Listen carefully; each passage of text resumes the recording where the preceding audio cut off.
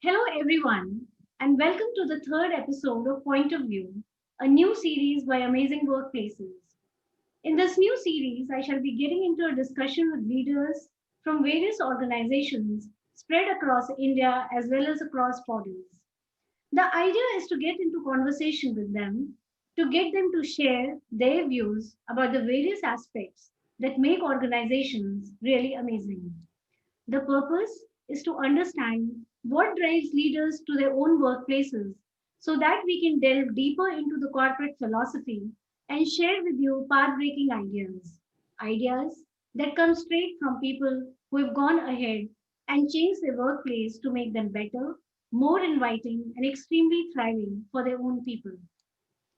Today, our guest on the show is Gauri Das, a senior HR leader passionate about talent management and development. Gauri possesses 14 years of experience in all gamut of HR management. Besides having been recognized as HR 100 under 40 and top HR minds India, and being a Vika luminary, Gauri is passionate about women empowerment and is leading a Lean circle called Leaders Lifting Leaders. Gauri is currently head of HR at India Factoring and Finance Solutions Private Limited, Mumbai.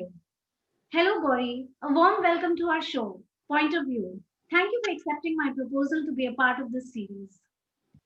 Thank you so much, Ekta. I'm so happy to be here, and I really love the title, Point of View, and the purpose that you mentioned that what changes we can bring in to have more engagement and have satisfied employees. Thank you so much for inviting me here. I'm excited to speak to you.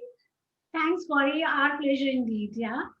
So, Gauri, you have had a great experience in HR leading teams, driving employee engagement, enhancing employee experience, and building organizational culture.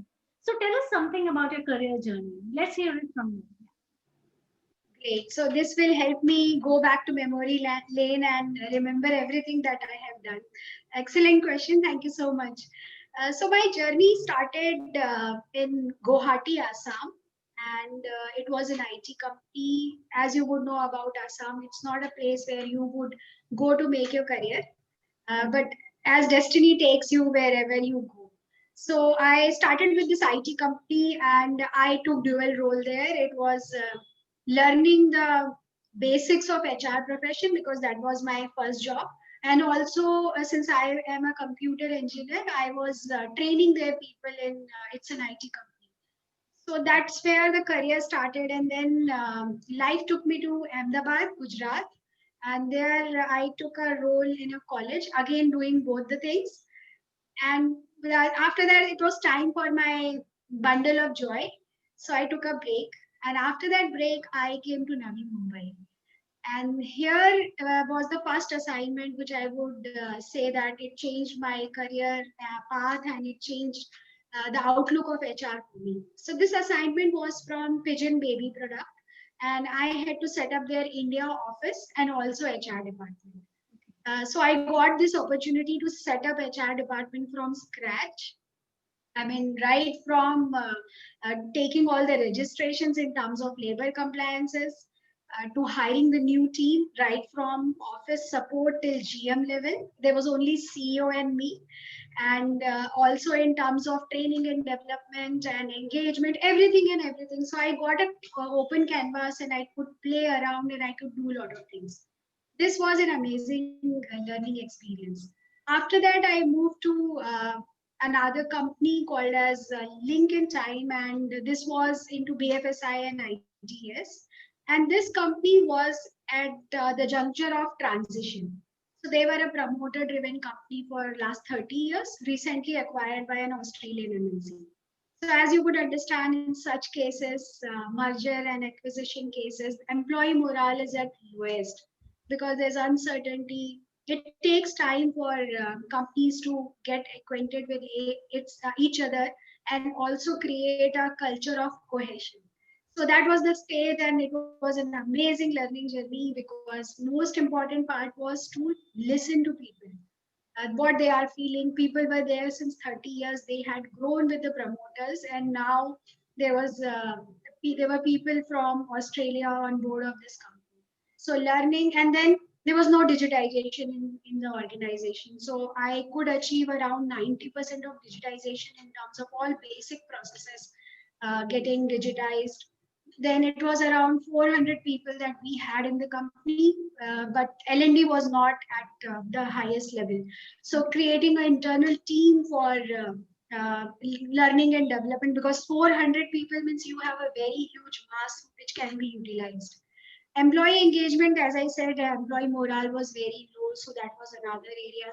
Communication in terms of open houses, coffee with MD, one-to-one discussions, anything and everything that I could hear, I tried doing it. And believe me, listening to people works very well. Because my motto was I would listen to you. Whatever can be done would be done. Yeah. And if I'm not able to do something, I will come back and tell you that it is not possible. That communication is very important, because if you listen to them and you know there are challenges, you can't do them and you don't tell them back, they will lose their trust. So this and then in terms of performance management, I created a new performance management system which was based on KRA. So most of the aspects of HR were changed, and being from recruitment and payroll department, a contemporary look was given to HR, and HR was well respected, which was indicated on day of my exit. I got a standing ovation from 300 plus colleagues, and I really realized that I have done something great as HR professional.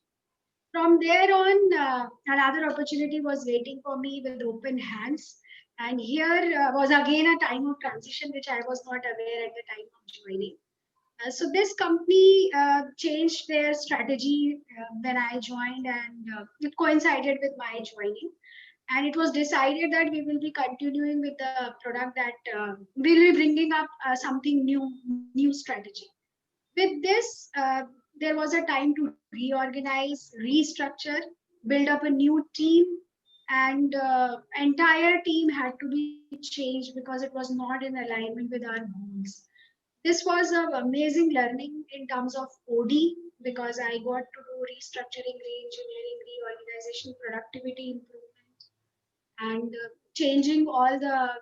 So it was more about strategic HR, looking at holistic level, creating that HR strategy, and then its execution.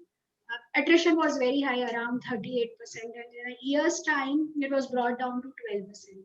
So changes were at all the levels, be it policies, be it engagement, be it communication, anything and everything. It was like an overhaul of the whole HR and whole policy, people practices. So employee satisfaction definitely improved, and with that, my satisfaction also, that I got to do something great in terms of HR role. So this is how the journey has been, and I am happy to say that last 3 years our engagement scores have been more than 90% consistently. So yes, we are doing something good in terms of engagement and employee experience. That's really interesting.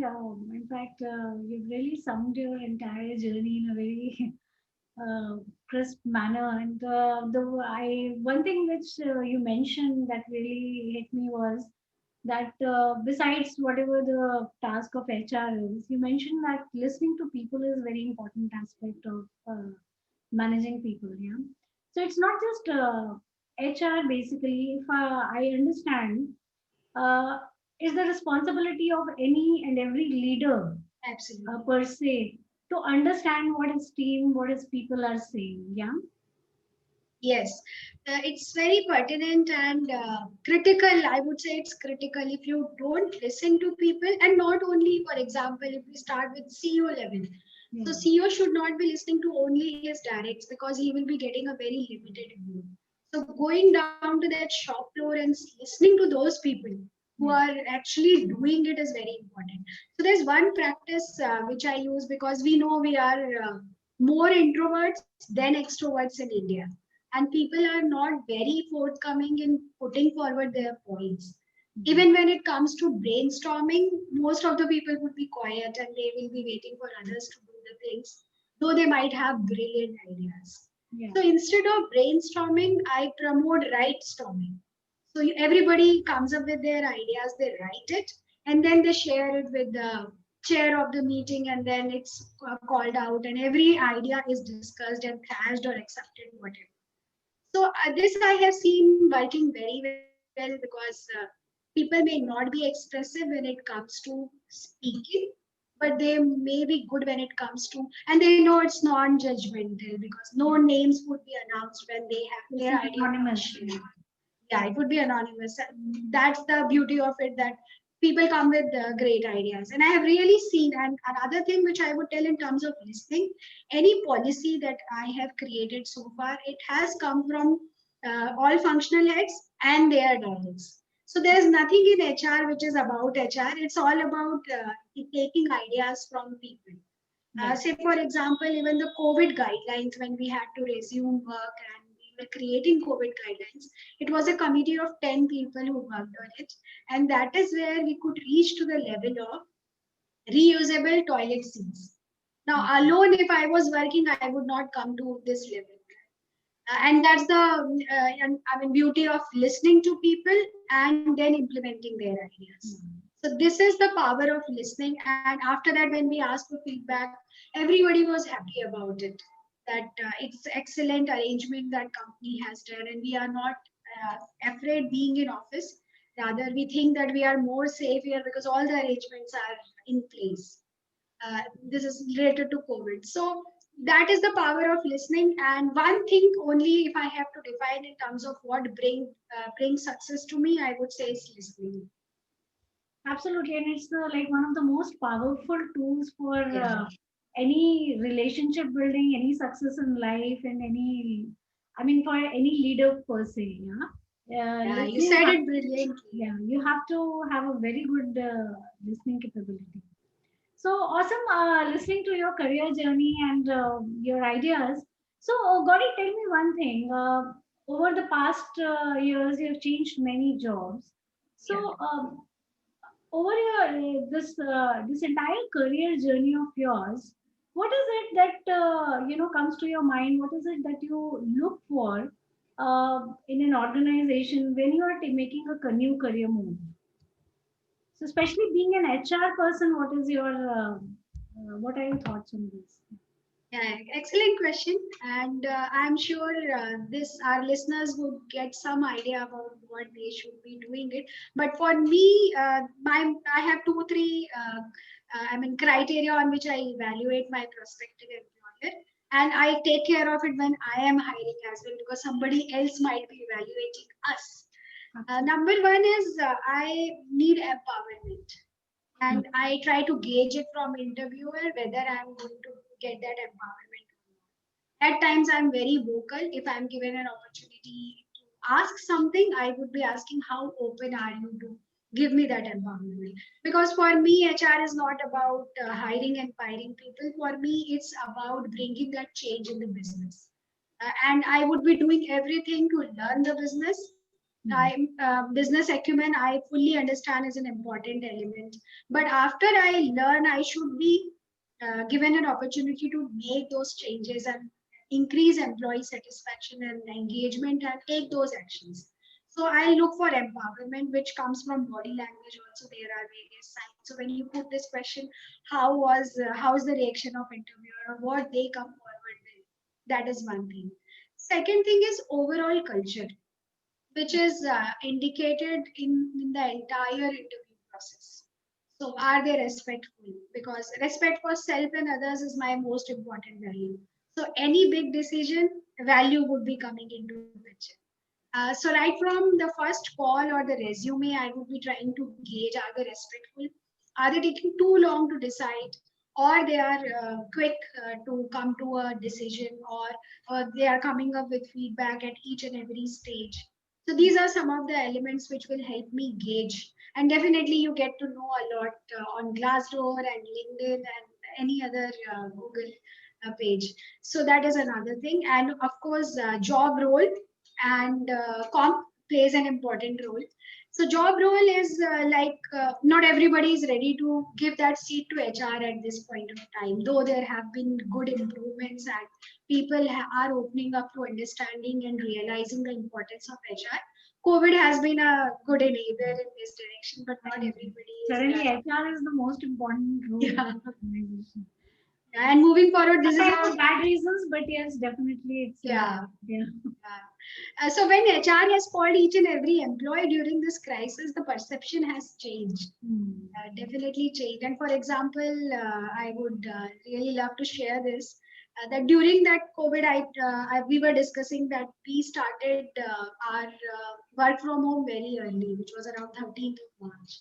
Yeah. Now, nobody was willing to do that at that point of time because people were thinking it's only in Europe. We have summers here and we have high immunity, and there is this vaccine which we have taken, and nothing is going to touch Indians, right? So it was not easy to convince those functional heads that we need to go this early.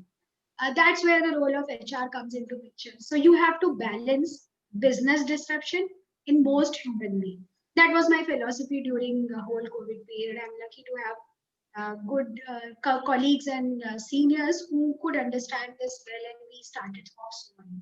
So it's HR who will be going and talking to those functional heads and trying to give them data and convince them that yes, it is important for business. It is important to create that employer brand, because now after COVID, employer brand has become a very important aspect. How did you treat your employees during this crisis is going to decide your net worth later on, right? So that's where I look forward to that. Am I the role is strategic in nature or role is more operational? So these are three things that I look at. Okay, interesting. I mean, you're very clear about what you want, and you've also put it. I mean, besides the role of HR in the entire thing, you've actually been very crisp about how people should also evaluate when they are looking for a job. So, like you mentioned, how they treat you, the value system. You all, you being a silent spectator, you get to know a lot about the company culture, how much time they are taking in giving you the feedback, and like just being on time is also very important. Whether you were on time, but were they on time, to take the interview. Little things, but yes, definitely they all end up creating an image about the company. That's where listening, no? Again, I mean, even after being silent, they are silent, but you are listening something. Yeah. Silence speaks. Yeah. So, Gauri, you have more than 14 years of experience. Um, in this vast experience of yours, can you just share with us how you feel organizations have changed their outlook towards employees in all these years? Another beautiful question, and this has seen a sea change. In my experience, I have seen sea change. I've been to various industries. It's IT, education, FMCG, BFSI, ITAS. And it really gives me that holistic experience, and also being to different states, so how people are behaving in different states. I would say the value of talented professional has increased tremendously.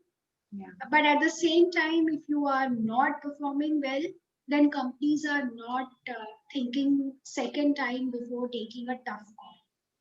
So it's all about having that culture of meritocracy. If you are not falling into that culture, if you are not aligned with that culture, you are not going to survive in the organization, because organization survival is a question mark today. There are so many new things coming every day, something new is coming. So that is one. Second most important element that I have seen is like, for example, I completed my master's in psychology last year. Now, this was not happening 10 or 15 years ago. People were not reading every day, or people were not going for these certifications or extra everyday learning. But now it has become pertinent that you do it, because even the soft skills. Now, today, the most important skill is resilience. It wasn't before COVID, right? So every few years, skills are changing, and as your role grow, you have to definitely bring in those elements and those competencies in your profile. So, and learning is another thing which I'm seeing, and organizations are happy spending money on people. Earlier, it was you are from college, I have hired you from a good college, and you are expected to deliver. I'm not going to spend much on you. But now we have realized that unless you train people, it is even more riskier to have them in system. Rather than the old school thought that if you train them and they leave, then you are having a negative ROI. But now the thought has changed. Third most important aspect is social media.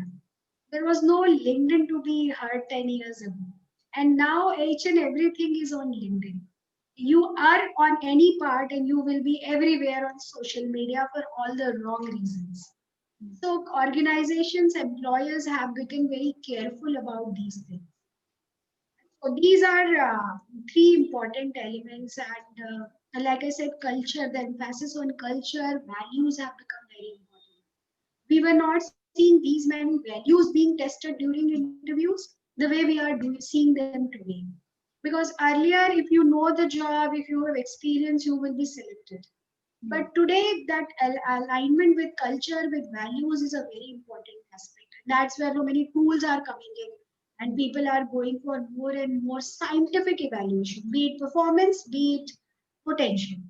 So these are four elements which I have seen changing, and they bring in sea change, as I said. Okay. So, Gauri, tell me one thing. Is it just the responsibility of HR to, think about these things, especially when it comes to culture and values?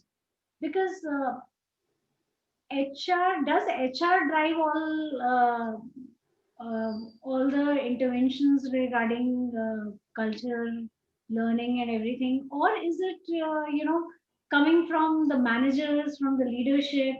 How does it happen? I mean, is HR the only responsible body in the organization to bring about the change?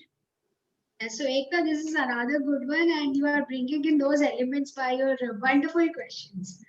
So, if you look at if you It's look just at my my inquisitiveness, actually, that's I need to understand you. Yeah, it's a very good question. I'm sure our listeners will be benefited by it. So, the short answer is no. Yeah. If you look at my LinkedIn profile, I have written I enable leaders to bring in better performance, create that culture and maintain it, and create employee satisfaction. Right. Because it is not the role of HR to do these things. HR is enabler. HR needs to definitely bring in those elements, but it is line manager who is going to do it. Also, another reason why I say this, because anything which is not sponsored by business would not work in any organization. So if HR comes with something which is their agenda, it is not going to work. And that's where I mentioned business acumen is most important. If I'm proposing a small intervention, then also I need to know how this is going to benefit the team. Say, for example, even a 360-degree appraisal is introduced, you are asking people to spend their time. So if you look at ROI, it would be very high. Even if 15-30% of your organization is spending 1 hour every 6 months, in terms of per hour dollar cost, how high it would be. So if I come up with something which is just random, it is not going to fly. It will fly only if there is a result which you can show to line managers, and ultimately it would be accepted and people will be willing to do it. So in my view, these things are not the role of HR. HR's role is to enable them to businesses to do it, to guide them, to mentor them to do it, because they are expert in their areas and this is people area. So you need to make them expert in this area also. And that is why one of the important role of HR is to coach also, because this particular aspect you need to guide them, and they are line managers, they are going to do it. Right. Very beautifully put across. So, Gauri, tell me one thing. Again, I'm just getting inquisitive. Uh, a lot of people, when I'm discussing, they say that HR is not performing their role to the full. Like you said, you are an enabler. HR is an enabler. But certain times it happens that HR doesn't want to take that initiative, for developing people, for developing leaders, for bringing the, sowing the seed of change basically. Right. In that case, what do you feel? How can we train HR to do their role, in the best manner? How can that happen? Because you must be working, you must have had the experience of working with, some of the very good organizations where HR is very important. But there are organizations where HR is not important. It's usually clubbed with admin, Yeah. and it's performing everything, L&D also, and performance appraisal, this, that, everything HR is doing. Maybe one person doing, so much of stuff. So that importance of HR in certain organizations is not there. In that case, how do you develop people in these organizations? How do you actually uh, teach people that HR is an important aspect and HR needs to be trained first to, in turn train the other people? How does that happen? Another brilliant question, Ekta, I must say, and this is a topic of discussion in the whole HR fraternity. And Yeah. we keep hearing HR will be abolished soon, and there will be no HR professional because they are not doing anything. However, my view here is the HR needs to create that space for themselves. Many a times I have seen that, and it has happened with me in my early career. My thought process was that I need to do these things, these HR function well. At that level, it was okay. But I now fully understand that it's not about knowing my job well only. It is also knowing about the business. So if I don't understand business, business is not going to listen to me. Now, for example, I said that we should start having this work from home from 13th of March. Now, hardly anybody was doing it at that point of time. What we can do is we can tell them how it benefits the organization. Yeah. And you also said that if HR wants to bring in a change, Yeah. actually HR only will have to start it because line managers have some other KRA and their role is different, but you need to pull them and you need to get things done from them. So a particular aspect of today's employee life cycle, employee experience matters the most. You Right. do it two ways. One is your HR practices, how was onboarding, how was recruitment, and all of it. And another is how are they treated when they are in the organization. Now, one HR department would be a small set of five, six people. So, for example, a mid-size organization. Yeah. Now, these people cannot reach out on day-to-day basis to each and every employee. Absolutely. What helps here is data. There are a lot of touch points from where you can pick up data and you can try to resolve these things. And second, when it comes to which I have seen many a times, when it comes to keeping those values, HR fails because they are scared about if I don't listen to this line manager, they will not be listening. I mean, my job would maybe at stake or something like that. This is a incorrect thinking, and that's what is bringing down the respect for this profession. Because for employees, it's human resources. It's all about them. HR needs to balance both the things. Again, how would that happen? You, if you can bring in some data, like this a particular example, I'll continue with that. So this was the day when there were 100 cases in Mumbai. When I proposed this to my CEO, and the cases were increasing in other countries. Now there are cognitive biases. What we see recently, that only comes to our mind. But if you go back to data, you will realize that there's something else which is actually happening. It's called as Mandela effect. So it is always, for example, people think that he was killed in the jail in 1990s. Many people think that because we hear a lot of things about him that he was in jail for quite some time and all. But actually, he died in 2013, and that too out of jail. So similarly, whatever we are seeing in surrounding, we always go by that. But data helps you to unearth those things which are not visible. So go by data, go by digital. Another important aspect is employee satisfaction. So you can evaluate it once in a year and then you can leave it like that. Or you can go for everyday evaluation. Digitization has given a lot of tools to us to understand employees' pulse. And if you see there is anything wrong, then definitely you have to,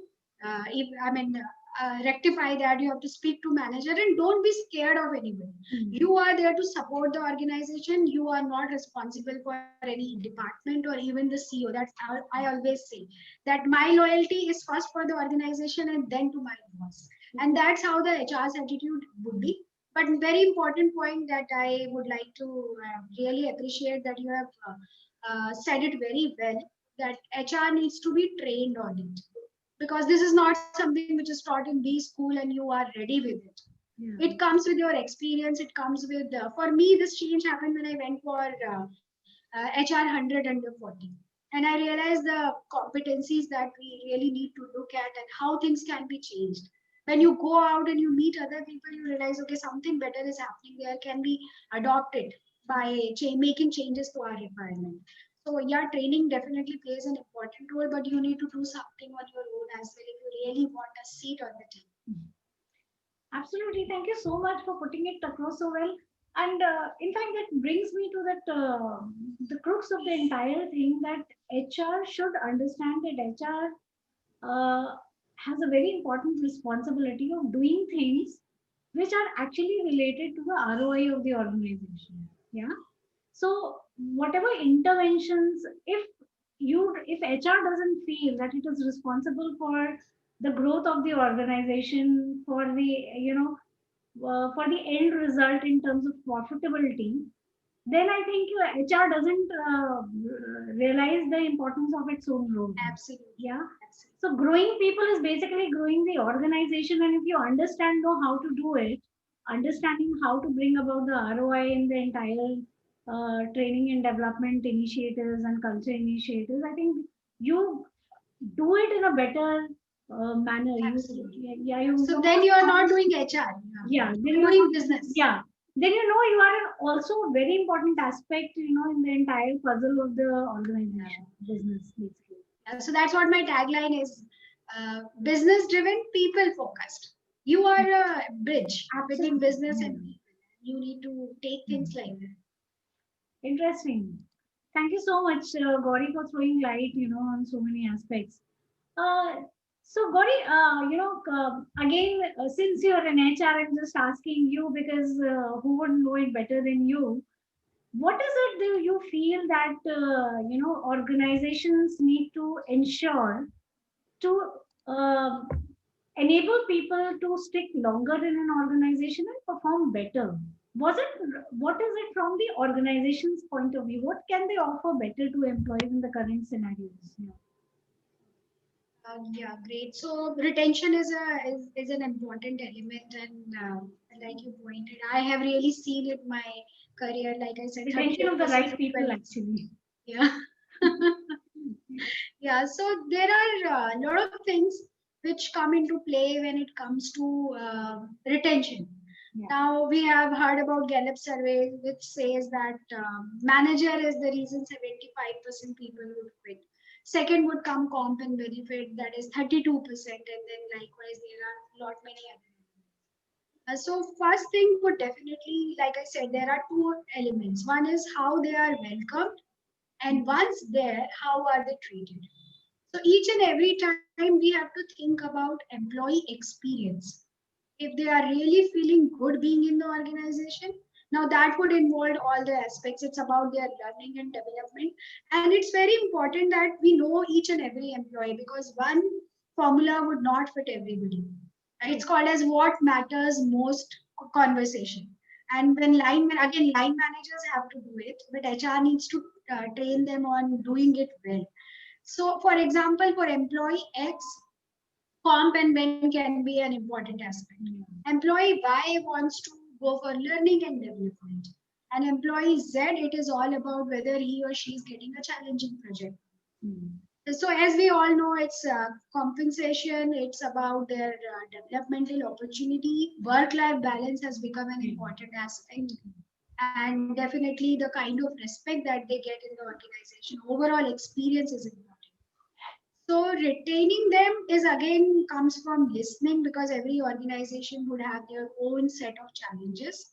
And once you listen to them, try to work on whatever is required. You may have to revamp all the policies. When you do your policies, don't think it's HR policy. It's employee handbook. Because it is employee handbook, all employees, to whatever extent, I mean, cannot be a fully democratic process where you create a handbook in 2 years' time because you are going listening to everybody. But design thinking plays an important role here. So if you are empathetic towards both parties, then your employee handbook would be created well and also read and followed. So that is one thing. Bring in a design thinking elements in your thinking and your the way you are creating a policy. And second is employee experience. Whatever they are assigned to do, it should be regularly reviewed if they are happy. And then third is performance versus potential. So if somebody is performing well, they will not be going for this high potential or hypo category, right? But if I've identified someone as hypo, do spend money on them because you want them to be retained and you want them to be productive, more and more productive. Give them a career path as well. So right from entry till the whole life cycle, every moment you have to take steps which increase employee experience. And that will include everything: cultural element, the comp and benefit, the training, the kind of work that has been assigned, everything. So thanks, Gauri. And what I understand from your this conversation is that basically you are hinting that every employee has a different requirement in terms of satisfaction and what makes them stay. It is the duty of the manager, the team manager, and so henceforth to take care to understand that requirement and to fulfill that requirement. Yeah, exactly. So Yes, that that individual experience of an employee is good in an organization. absolutely. Yeah. So if we give them what they want and they are able to live up to their full potential, we are able to make them live up to their full potential, then chances are that employees will perform better and they'll definitely stay in the organization for Correct. whatever time period, right? Okay, Absolutely. interesting. So that brings us to my next question, which is based on the current times. So how do you feel workplace dynamics are going to change in the current situation?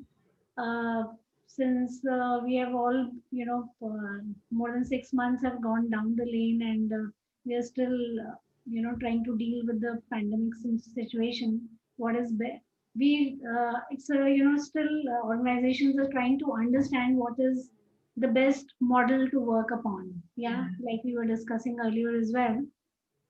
So how do you feel in the current situation, uh, organizations can maintain the productivity, satisfy people still, and they are still able to maintain the culture that they stand for. They're still able to maintain the D&I, diversity and inclusion in the organization, owing to the fact that a lot of people are still working from home and may, the question is that they may still continue to work from home for some period of time, and in certain organizations for a longer period of time. So how does an organization in this situation handle the various aspects of its cultural and basically culture, values, diversity and inclusion? How does it take care of all that? Yeah, so I would use Maslow's hierarchy for this. Yeah. And COVID was one time when many of us reached to the lowest level, no matter which level we were at. So from somebody might be at level of self-esteem, but they came down to this level of basic necessity because there was, and it is still there. It has not completely gone. There is anxiety, there is fear, and the first time for many people who are operating from home, there were no help at home, so that was another challenge. And in this situation, so what we did in terms of many organizations have done it as well. We started with happiness series, and focus was on all sort of well-being. So it was not only about your physical well-being, which you could still take care of even during tough times. There is yoga, which is possible, and we have seen on LinkedIn that many people have completed marathon in their balconies, right? So that was a simple aspect to take care of. Mental health is and was a priority, and it is going to be remain a priority for quite some time now. So mental health in terms of employee assistance programs and connecting with them and looking for those vital signs if there's any challenge, that is another aspect. Third would be financial wellness. So if, are you able to give them that security? Like I said, Maslow's hierarchy, we were at the lowest level, whether the job will remain or not. Yeah. Businesses are badly impacted, or all of us are seeing it. So that financial security, and that to supporting them with kind of investments they should go for, or educating them on this particular aspect. Especially women are many a times not decision makers. In my experience, I have seen. So what kind of knowledge you can help them so that they can do this, they can achieve this financial wellness aspect. Then there is spiritual wellness, for which also companies are supporting. There is meditation and there is yoga and all of it, with which companies are also trying to bridge this gap. And most important aspect is social wellness. So social wellness, you are not meeting your colleagues, you are not having that water cooler conversation. Instead, you are at home, and many a times people are camera shy. They are not even switching on their camera. There is no touch. Touch is an important aspect, right from birth of the child till we die. Human touch is a most critical element for all of us. So how do you enable them for that? So coming to your question, how is it going to happen? In my view, these five wellness would decide how an employee is going to feel about it. And if you really want to support them, mental aspect would be most critical part, and transparency. If business is in a mess, do tell them so that they are aware it is happening. If there are positive signs coming in, inform them with caution that this is what we are seeing, but there are, we can't be for sure saying that this is where we are leading. That is another thing. So if you take care of these things, then all these five elements of wellness would be taken care of, and a healthy employee would be a productive employee. So I would work on these five aspects to create that experience for employee and to give them that comfort and high retention. Okay.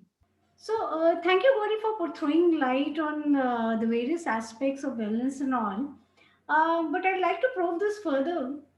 What exactly, how can organizations deal with the culture aspect, especially in a scenario where people are, majorly working from home and there's no connection as such, with what the organization feels and sees and does. Yeah. And especially so in the case of new onboardings where people are not even aware of what a organization feels like. How does an organization handle this aspect? Another great question, because we keep talking about culture. Culture is very important. What exactly are we talking about? So in my view, culture is that unsaid rule, right? So when my daughter was very young, and she like young kids would always love a particular set of clothes. So she would say, even for party, I want to wear something which I wear at home. Now, when I will tell her that you cannot do this, she asked me once, it's not written on the card that you have to wear this kind of clothes. Why are you asking me to change? So that is culture. It's something unsaid, which is always there, but it is not written anywhere. So that element was not written even when we were at office. We were in office, and it is not written even when we are having this work from home culture. How would you live by your culture? So if your culture is basically based on values, right? So if your value is transparency, and in today's time you are not sharing good or bad information with employees, you are defining your own culture, right? True. If your value is kind of integrity, and you are saying something that we are going to take care of every employee, and after 10 days you are firing some employees, and that to not supporting them with outplacement or whatever is possible, you are not doing it in human manner, you just call them or send a message on WhatsApp, you are again not living by your culture. True. So this is what cultural aspect is, and it is always going to remain there. Those eyes are on you, whether you are at home or you are in office. Yeah. Even if people are not going, they are connected. There are so many tools to get remain connected, and any negative news would definitely spread like fire. So, in order to continue with the culture, now there will be some elements, some changes to culture also. So, do recognize them and inform everybody that this is what we are bringing a change in our culture. And this is what, say, for example, an organization which is badly hit will now need to rely and going towards automation. They will have to explain this to people that we are going towards automation, and that's where there will be some job losses. But we would be trying to do the best when it comes to supporting those people without placement or with whatever. As you know, HR is doing a lot of things here, and they are connecting with other organizations to place those employees. That is culture, and this is always going to remain the same whether it is home or it is working from office. So for me, it is all about whatever values you announce, you have to live by them, and it doesn't change even if you are in office or you are at home. Definitely there are some elements like measurement. How would you measure what is going on? Because earlier when people were seeing them every day, it was like, okay, he's doing something, but now what are you doing? So maybe again, like I said, data mindset will help here, and we will have to devise something. Say for example, appraisals this time. So this time nobody could achieve targets, as we know in whole world it was like nobody's reaching target. So how do you measure them? Do you still measure them on the targets, or you measure them on something else? So for example, uh, if measurement was on number of calls, so number of calls have actually increased for everybody, because now you don't have to spend time going to the going to customer's place. So measurement was done not on the achievement in terms of KRAs, they were revised, and it was more about how would you fight, how would you bring in resilience in this situation. Did you do something extra which was required in the current situation? You are being measured on that. Second thing which we have announced on our LinkedIn page also, it's called as My Motivator.